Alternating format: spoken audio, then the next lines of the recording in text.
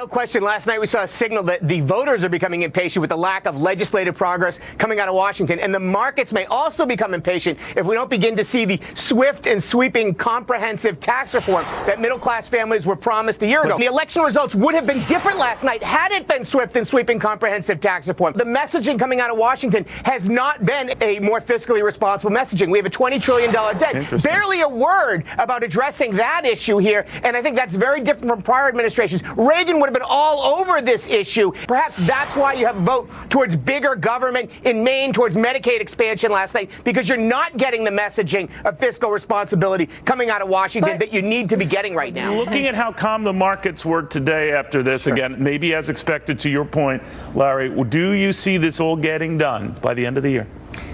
Look, I think people are still hopeful. Certainly the markets are very hopeful, and they've priced in tax reform. For many middle-class families, what's been proposed doesn't feel like the middle-class tax cut that they were promised, but the markets are still hopeful that corporate tax cuts will buoy profits and that they are coming. And I think as long as that hope is there, the markets will hold up. My concern is if we have a disappointment in the next few months, the markets will also disappoint.